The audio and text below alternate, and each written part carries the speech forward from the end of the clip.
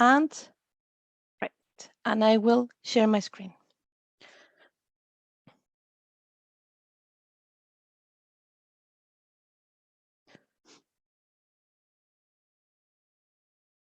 Okay, can you see the presentation? Yes, okay. Well, so thank you very much to the organization of JALTCALL for this interesting conference, and also for giving us the opportunity of presenting our replication study based on her story. Well, our presentation is divided into 4 main sections. We will start with the introduction, presenting also the key fundamental theoretical foundations of the study, the methodology, the results and discussion, and finally, we will conclude with some key final remarks. So first things first. So we start with the introduction. Well, this presentation addresses a replication study of Lee's 2019 research on digital game-based learning, student creativity and creative writing with foreign language, English as a foreign language university students. And it aims at testing the reliability of the previous study's findings under different conditions in 2 different contexts in Spain and Poland, and contributing to the amount and quality of L2 second language replication research. Because you know, as replication studies in CALL, it is true that the contextual variables that impact the research are the differences among languages, learners' proficiency levels, individual differences among learners, affective factors, amount of input received, cognitive abilities, and sociocultural variables. Since this replication concentrates on EFL learning and CALL, its goal was to see if the results hold for different populations in different settings, and see whether the findings could serve the purpose of confirming the generalization or external validity of the research. For doing so, on this table, you can see the contextual variables in the replication study. You can see here the differences among languages, learners' proficiency levels, and individual differences among learners. For example, the number of languages spoken, affective factors, etc. Here in our replication study, as you can see on the second column, you can see that English was the foreign language of all participants. Students were recruited considering their English language proficiency, mainly B2 plus or C1 level, according to the Common European Framework, and all the participants played the same video game in English as in the original study. Also, our replication study followed the same research protocol and research questions asked by Lee 2019. How does the digital game story motivate EFL students and facilitate the learning experiences in writing? How does the incorporation of a digital game in a creative EFL writing class promote student creativity? And we also added a third research question, that is, how does the sociocultural variable affect EFL students' creativity when using a digital game in an EFL creative writing class? Moreover, and as I said before, considering the sample of participants in the original study that were 25 students from Kyunhee University in Korea, in this replication study, we had 25 participants from the University of Cordoba in Spain and 25 participants from the University of Lower Silesia in Poland. Why replicating this study? Well, mainly because of 2 key reasons. First, because of the importance of creativity and creative writing in EFL teaching and learning, because you know, authors like Placker and Beghetto confirm that too rigorous education can inhibit creativity and lead to overly rigid thinking. And Torrance in 1988 defined creativity as the process of becoming sensitive to problems, gaps in knowledge, identifying the difficulties, searching for solutions by making guesses, testing and retesting the hypothesis, and communicating the results. Based on these principles, Lee created her original study. And it is true that also the studies that endeavor the concept of creativity in EFL classroom remains scarce, as different authors point. And in most of the cases, those studies that endeavor the concept of creativity tend to focus mainly on learners' language proficiency, rather than on creativity. And it is also important to highlight that EFL learners normally practice short English writing tasks on given topics at university level, although university level education can be an ideal context for creative pedagogical practices.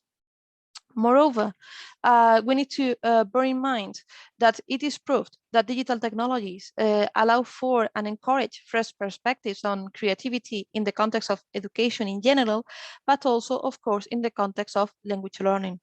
This may have an impact on students' motivation.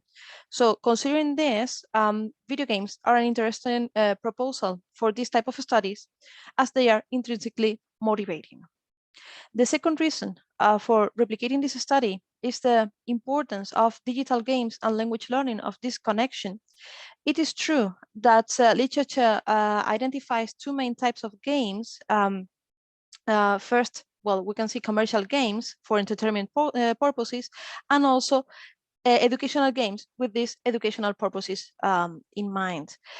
In our case, the video game Her Story is not an educational game, but it is a game for entertainment, a general game that anybody can find in one of those software stores.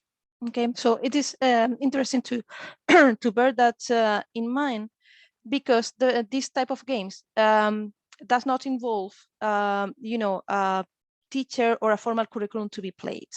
Okay, and it is true that although digital game-based learning provides authentic opportunities to use languages in meaningful and engaging contexts, it is true that the combination of video games, language learning, and creativity is not completely exploited up to now. So there is little research in these areas.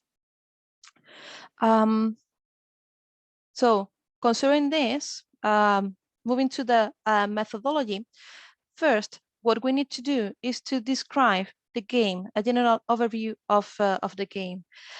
Here you can see a couple of screenshots of the actual game. And well, we should highlight that this is a single player, non-educational, as I said before, mystery game that was released in 2015. It is interactive and quite easy to use even for beginner players. As you can see, it is the interface of a kind of old computer, and you simply need to click on the different clips to see what happens in the video. The main character in the videos is a British woman, Hannah Smith, who is interviewed by the police, and she tells them about her murdered husband, Simon. And players must analyze video clips to solve a crime with a total of over 270 clips that are 20 to 80 seconds long, with 7 interviews with the main characters. So the most important part of this is the interactivity, the non-linear approach, and also the complex and intriguing story. Okay, so the idea that the game is non-linear means that players not always start at the very same point in the game, but everybody starts in a different point, and using different keywords need to solve the mystery or try to solve the mystery. Okay. Now, focusing on the project, as I said, in the replication, we had 25 ULS students and 25 UCO students. And our objectives were the same as in LEE 2019, mainly improve students' language skills, enhance creativity, and also interest and motivation regarding EFL learning. Okay, and the students, our students, played this game both within and outside the class, and they could use both Windows and macOS as operating systems for this. For the requirements, well, as I said, there were over 270 clips, so the participants had to watch at least 60% of these videos. They could use a log journal to take notes, but the main objective was that they could try to reconstruct the story and produce a piece of original creative writing that could be, a story, a diary, a report, whatever. They had the possibility of choosing any type of genre. And after playing the game, the students would write these creative writing tasks with a viewpoint that was more appealing to them and also completely free to carry out this, this writing task. But together with these writing tasks, we had other complementary instruments. First, in the pre-project phase, we give our students a 7-question instrument on students' creativity based on Lee, okay, on the study that we are replicating, but we also added 2 of the most important instruments regarding creativity developed by Beatty 2007 that were self-reading of personal characteristics and the biographical inventory of creative behaviors. Then, during the project itself, as we said, the creative writing papers, and when they finished the project, we had also a post-test with 14 Likert scale questions and 2 open-ended questions regarding the aspects that they like most or what they would improve regarding the project based on her story. Okay. And for the data analysis, as I said, it is a mixed method research with some quantitative data that we analyzed using SPSS for MACOS, mainly with descriptive data, but also with a students' t-test comparing participants from both institutions. And then the qualitative data for which we used content analysis using different axial coding, considering originality, fluency, and elaboration of the writing tasks, and also the analysis of the open-ended questions that I mentioned before. So now we move to the results and discussion. Okay, so now going to move on to the results part of the presentation and discuss 3 key ideas, which is, as you can see in the slides, student self-perceptions, self-ratings, and individual creativity, an inventory of creative behaviors before the implementation of the project, creativity in students' writing, and students' experience of the game as a springboard for writing. We can change. Okay. In the original story, 51.4% of the participants indicated that they wanted to engage in more creative tasks. In the replication, on the other hand, 68% of UCO students and 84% of ULS students agreed or strongly agreed on this statement. Lee reported that only 20.8% of her students responded positively when asked whether they could use creativity in their classrooms. This contrasts again with the results in the replication, where 60% of UCO students agree or strongly agree that they have opportunities for creativity at university, and 44% agree or strongly agree that they have opportunities for creativity in EFF lessons. Moreover, their results are even higher for ULS students, where 92% agree or strongly agree that they have opportunities for creativity at university, and 64% agree or strongly agree that they have opportunities for creativity in EFL lessons. We can change. Thank you. As mentioned before, creativity in students' writing was divided into originality, flexibility, and elaboration.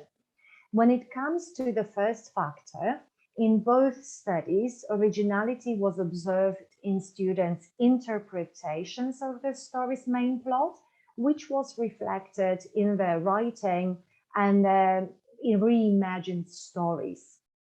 Then flexibility. In the original and the replication study, students' viewpoints and genres appeared connected. Students employed multiple viewpoints to view the case more objectively.